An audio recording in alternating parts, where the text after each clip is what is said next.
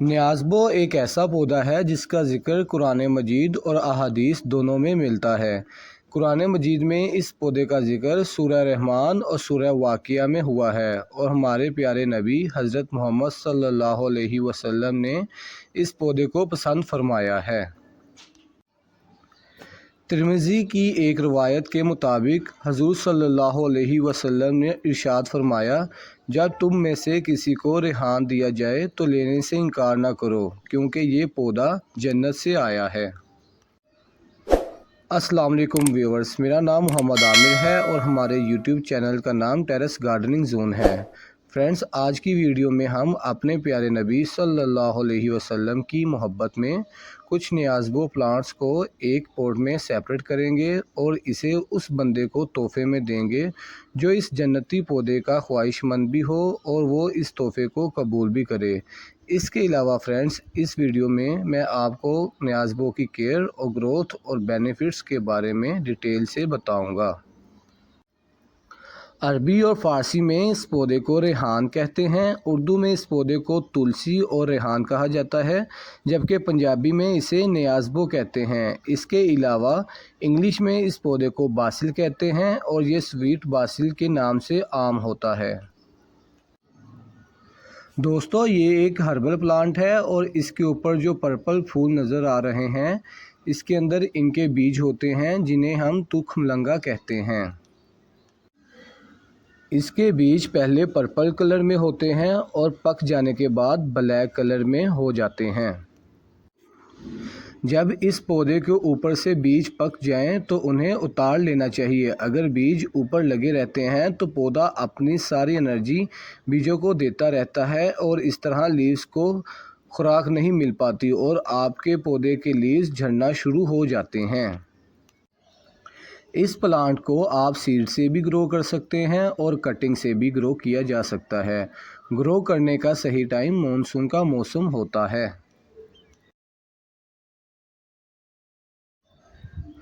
ये बहुत ही खुशबूदार पौधा है। इसके फ्लावर से तो खुशबू आती ही है, साथ ही साथ इसके लीव से भी बहुत अच्छी खुशबू आती है। आप ऐसे इसके लीव्स को हाथ लगाएं और फिर अपने हाथ को स्मेल करें तो आपको बहुत अच्छी खुशबू आएगी।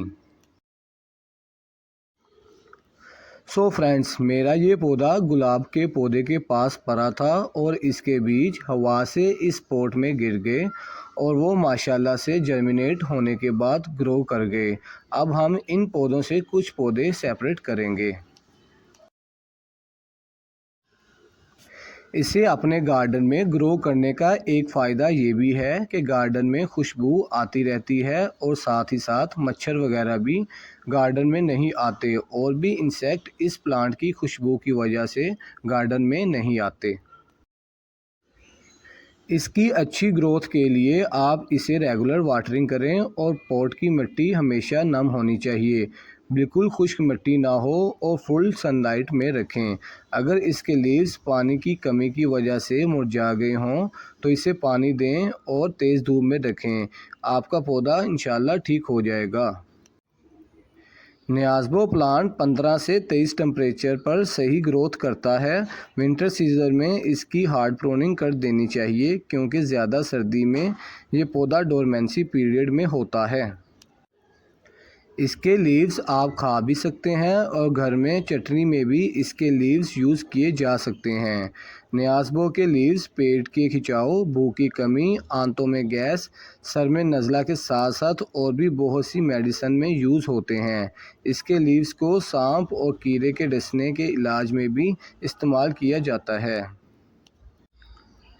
अगर इसके लीव्स नीचे से येलो हो जाएं तो ये इस बात का इशारा है कि आपके पौधे को ज़्यादा धूप की ज़रूरत है या इसे खाद कम दें।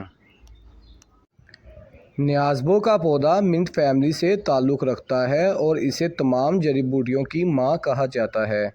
क्यों ना हो इस पौधे में शिफा, हमारे प्यारे नबी सल्लल्लाहु अलैहि वसल्लम ने इस पौधे को पसंद फरमाया है। बुखारी व मुस्लिम की एक और हदीस के मुताबिक नबी अकरम सल्लल्लाहु अलैहि वसल्लम ने इरशाद फरमाया, जिसको रेहान पेश किया जाए वो इसको लेने से इनकार ना करे, क्योंकि ये अपनी खुशबू में बहुत उम्दा और वज़न में हल्का होता है। सो व्यूवर्स, अगर आपको हमारी वीडियोस अच्छी लग रही हैं और आपको इससे फ़ायदा भी हो रहा है तो हमारे चैनल को सब्सक्राइब कर लें और हमारी वीडियोस को लाइक एंड शेयर भी करें। मिलते हैं बहुत जल्द नेक्स्ट वीडियो में। बंदे को दें इजाज़त। अल्लाह हाफिज़।